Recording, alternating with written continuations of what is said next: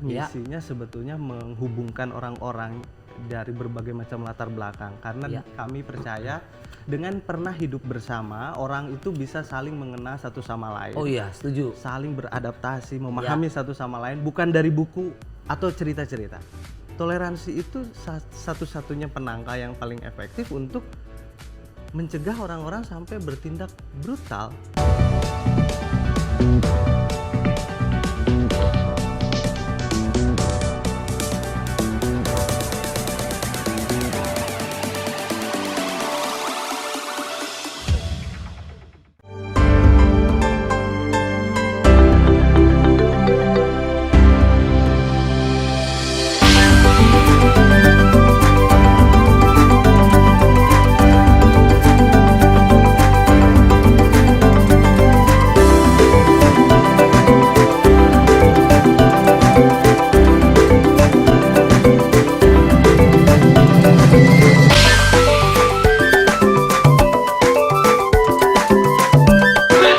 Nasional Sunda.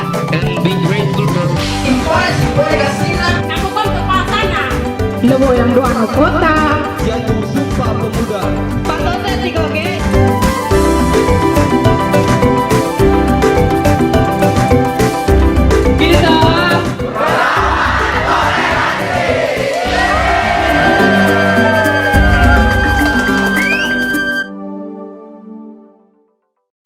Banyak sekali. Keren nih buku. Asik. Assalamualaikum, Waalaikumsalam. Bang. Di Apa sini. kabar? Sehat-sehat. Alhamdulillah. Kang, Baik-baik. Kang Ai ya? Iya. Kok nggak ada di sini? Mas ada di halaman 55. Ada tiba-tiba. Pas banget. Kang Ai pengajar. Ya, saya guru di SMK Bakti Karya di Pangandaran. Apa kabar Kang? Sehat. Alhamdulillah. Assalamualaikum lagi. Waalaikumsalam lagi. Aduh cocok banget. Lagi belajar buku apa Kang? Saya banyak hal yang dibaca, jadi apapun dibaca. Oh gitu ya. Nggak boleh di- Mesti Akang yang tanya saya lagi baca apa ya pelajarannya? Oh, itu baca apa? Ah, begitu. Gini, saya lagi baca tentang Kebalik salah, itu. Salah. Saya lagi belajar tentang pendidikan karakter, Kang. Oh, iya, Jadi iya. memang ini cocok banget lah. Udah, saya mau buka dulu. Assalamualaikum warahmatullahi wabarakatuh ya. Salam sejahtera juga buat teman JNE dimanapun Anda berada ya. Ketemu lagi di JNE Anto Story. JNE punya cerita. Waduh. Tepuk tangan dong yang dari sini dong. Ini pas banget kedatangan sahabat lama yang sudah termasyur. Gue pernah dengar namanya Kang Ai ini dari teman-teman juga yang katanya salah satu orang yang mendedikasikan hidupnya untuk apa ya? Pendidikan. Nah, ini cerita dikit dulu. Ini maksudnya kelas multikultur tuh macam mana pula, Kang? Gitu. Iya, iya. Jadi kelas multikultura ini adalah program Ha-ha. yang diselenggarakan oleh SMK Bakti Karya Parigi. Nah, Oke. programnya itu memang untuk melibatkan publik sebanyak-banyaknya dalam mencapai tujuan yang sedang dikembangkan di kami, yaitu bagaimana orang bisa menerima, mengapresiasi, memberi tempat, dan sampai melindungi keragaman. Di Indonesia kan keragaman itu nggak bisa dibantah ya. Bhinneka Tunggal Ika. Betul. Iya. Nah, bagaimana orang bisa menerima itu dulu? Menerima keragaman sebagai sunatullah, sebagai sesuatu yang tidak bisa dibantah. Iya. Nah, setelah itu diapresiasi. Jadi jangan cuma diterima tapi nggak diapresiasi. Oh. Dikasih selamat lah, dikasih Kayak dalam hati biar totalitas ya. iya. Jangan setengah-setengah. Jangan setengah-setengah. Setelah diterima, diapresiasi, diberi ruang, diberi tempat, ada Iya. spare, ada space gitu. Jadi di ruang kehidupan sehari-hari kalau misalnya orang mau ibadah Iya. atau mau mengaktualisasikan nilai-nilai kebudayaan Iya. tertentu, ya boleh dong gitu. Nah, Iya. termasuk juga sampai di ruang yang nggak kelihatan. Iya. Misalnya ruang wacana, ruang aturan, konsensus gitu. betul. Itu juga harus dikasih ruang yang seluas-luasnya bagi keragaman sampai ke melindungi keragaman. Oh. Karena di kita ada yang begini, Bang. Kadang-kadang mengaku Bhinneka Tunggal Ika. Iya. Tetapi dalam kehidupan sehari-hari nggak rela nerima orang yang berbeda. Iya. Makanya perbedaan selalu dianggap sebagai sesuatu yang bermasalah. Iya. Sesuatu yang kalau itu dipertunjukkan atau ada gitu dalam percakapan sehari-hari misalnya, itu selalu dianggap anomali dan Iya. dan selalu dituduh malah. Intoleran. ya jatuh-jatuhnya ada yang intoleran, ada Iya. yang merasa benar sendiri, ada yang mendiskriminasi bahkan dalam kehidupan sehari-hari. Bahkan ini yang paling orang mungkin menganggap ini apa sih ngomongin toleransi. Toleransi itu satu-satunya penangkal yang paling efektif untuk mencegah orang-orang sampai bertindak brutal. Nah, kalau balik lagi tujuan nih Kang Ai gitu dan tim lah istilahnya gitu ya. Dari dibentuknya kelas multikultural ini apa sih Kang? Tujuannya itu tadi. Jadi kalau misinya Ya.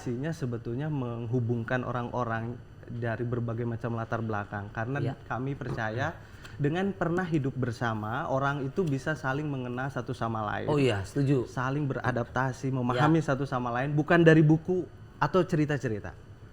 Tapi berdasarkan pengalaman sehari-hari. Merasakan langsung. Merasakan langsung, dan orang kalau sudah pernah kenal dengan misalnya dengan orang yang berbeda suku, bahkan beda agama, dan membangun rasa kemanusiaannya di situ, biasanya Ya. dalam situasi apapun itu selalu mencari titik damai. Karena sekolah ini tuh punya misinya itu sebetulnya jadi pendamai. Makanya pada saat siswa lulus, kami ada acara gelar pamit. Itu gelar pamitnya itu untuk memberikan istilahnya pengukuhan siswa-siswa itu jadi peace worker, jadi pekerja-pekerja perdamaian. Karena kedamaian itu harus diusahakan.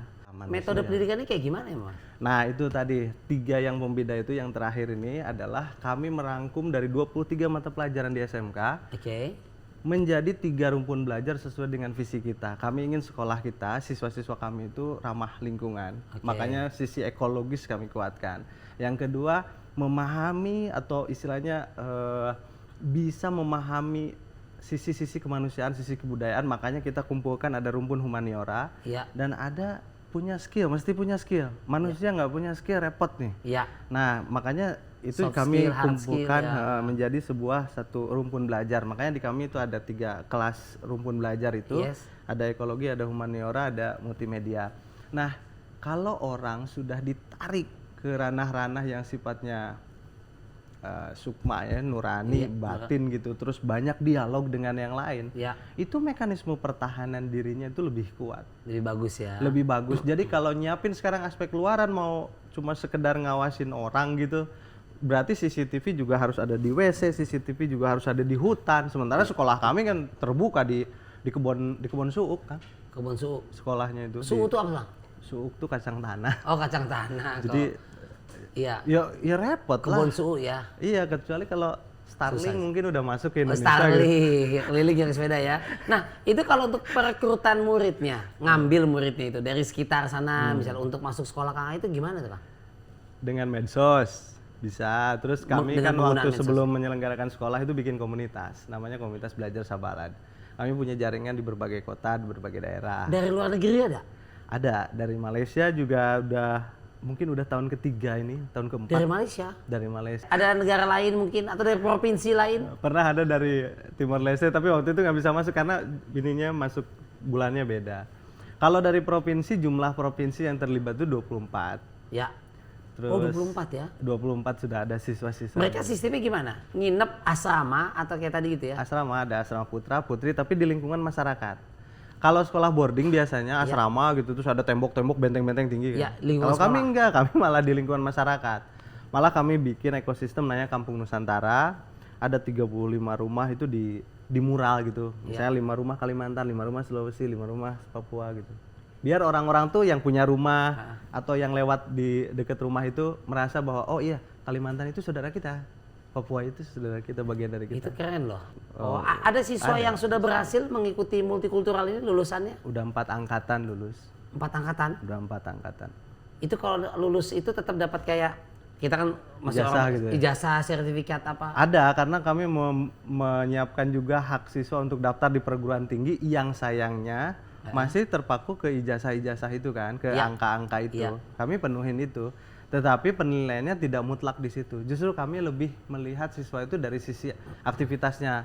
Makanya di websitenya ada tuh karya-karya siswa dari tahun ke tahun tuh masih ada gitu. Terus kami punya bank datanya juga kan. Ya. Jadi kalau si siswa ini misalnya suatu saat ada yang mengaudit prosesnya misalnya. Ya. Benar nggak sih ini lulus di sini? Oh benar. Apa karya-karyanya kok disebut lulus? Bagaimana prosesnya? Kami bisa menunjukkan by data. Nah, Kang, ini kalau menurut Kang Ai sendiri ya, pendidikan seperti apa sih yang seharusnya bisa diberikan ke anak-anak sejak dini yang bikin mereka tuh minat untuk belajar tanpa paksaan, dia happy gitu gimana? Jadi tujuan kami mendirikan lembaga ini juga sebenarnya menciptakan suasana belajar dan proses belajar. Ya, Makanya kami undang siswa-siswa dari berbagai macam suku itu, biar orang ketemu di situ, ada situasi yang lebih interaktif di situ, lebih interaksinya lebih tinggi di situ. Bayangin untuk ngomong saja gelas misalnya, gelas saja itu beda-beda bahasanya. ya, Atau misalnya kaki itu beda-beda bahasa. Jadi belum ngomongin apa aja udah wah belajar banyak. Nah itu kan membentuk ya, suasana dan proses belajar. Makanya kami juga siapkan ruang-ruang belajarnya yang terbuka kayak gitu. Nah tapi kalau yang paling mempengaruhi bahasa, Bang. bahasa ya. Nah kalau menurut Kang Ai sendiri pendidikan Indonesia di Indonesia sampai dengan saat ini tuh seperti apa gitu ya? Ada hal apa yang mau Kang Ai sampaikan mengenai tentang pendidikan Indonesia? Siapa tahu Pak Nadiem Makarim ya, Pak Menteri juga mendengar. Nah bagi saya sekarang mungkin yang perlu diberi daya lebih banyak adalah sekolah-sekolah, terutama sekolah swasta di daerah-daerah. Ya, Karena selain angka siswa yang dikelolanya sangat banyak, lembaga-lembaga di daerah itu sebetulnya butuh akses, butuh jaringan, butuh dukungan. ya, Kalau sekolah negeri mungkin sudah dibayar sama negara ya. ya, Tapi kalau swasta, sekolah swasta dari 14.000, 10.000 diantaranya sekolah swasta. Ya. Nah ini nyaris tanpa pendampingan dari pemerintah dan itu kayaknya perlu diberi daya di situ. yo itu jadi masukan ya, Budidaya di daya di daerah ya. Nah Kang Ai ini sambil relax dulu ya, relax sejenak. Kita mau main games dulu dengan jawaban cepat di JNE Jawaban Express. Oke, kita akan mengetes nih Kang Ai ya di santai aja Kang ya. Kalau doa dulu juga boleh. Ujian di ya? JNE Jawaban Express. Ujian sekarang udah nggak boleh di sekolah. Oh gitu. Enggak, ini enggak ujian, ini terang nih. Mana enggak basah. Enggak ujian gitu ya. Yang ada sumatif. Sumatif ya. Ya sama assessment. Assessment. Jadi ada perbedaan lah. Nah, sekarang ini Kang Ai ini mesti jawab cepat. Siap ya? Iya. Pertanyaan pertama. Jadi mesti cepat, nggak usah pikir jauh-jauh lah. Apakah pilih mengembangkan kualitas kelas multikultural atau mengembangkan diri? Maksudnya kayak sekolah S2 ya. Dan bisa share ilmu lagi ke kelas multikultural. Kalau saya pengen mengembangkan kelas multikultural. Yang pertama. Yang kedua, pilih bikin festival budaya di luar negeri atau bikin festival budaya keliling Indonesia. Keliling Indonesia. Kenapa? Karena banyak orang di Indonesia yang nggak tahu juga budaya-budaya lain di daerah-daerah. Pilih jadi pengusaha atau pengajar? Jadi pengusaha. Pengusaha. Kenapa? Dengan menjadi pengusaha, kita ngajarin diri untuk menemukan pola-pola itu. Akhirnya orang-orang lain itu bisa terinspirasi. Pilih pengajar banyak di kelas multikultural atau murid banyak di kelas multikultural? Yang pertama deh. Karena murid banyak juga kalau fasilitatornya sedikit repotnya minta ampun. Bukan kami nggak bisa juga ngerekrut siswa banyak ya. Tapi memang itu pertanggungjawabannya lahir batin itu, Bang. Lahir batin ya. Nah itu dia tempat JNE ya. Sudah banyak ilmu yang dibagikan sama Kang Ai. Wah terima kasih banget Kang Ai untuk berbagi pengalamannya ya. Udah mampir bercerita dan jangan lupa juga biasanya sekali lagi bahwa tamu-tamu spesial kami yang hadir di JNE Anto Story ini biasanya di akhir cerita, di akhir segmennya itu selalu membagikan cerita atau Anto Story yang memang sangat spesial. Tapi ini sepanjang cerita tadi berbagi pengalaman itu semuanya udah Anto Story itu. Udah dahsyat banget, nggak semua banyak tahu. Semoga bermanfaat buat kita. Karena tadi juga sempat ngobrol sama beliau, sebaik-baiknya manusia ketika dia punya manfaat untuk orang lain. Catet gitu ya. Pokoknya semboyan saya tetap pantang pulang sebelum padam gitu ya. Terima kasih udah berbagi cerita. Jangan lupa buat teman JNE untuk like ya, komen juga subscribe ya. Semoga kita bisa ketemu lagi di lain waktu yang tentunya banyak ilmu, banyak faedahnya. Dan selalu dihadirkan oleh JNE itu bukan kaleng-kaleng. Sampai ketemu di lain waktu. Dah.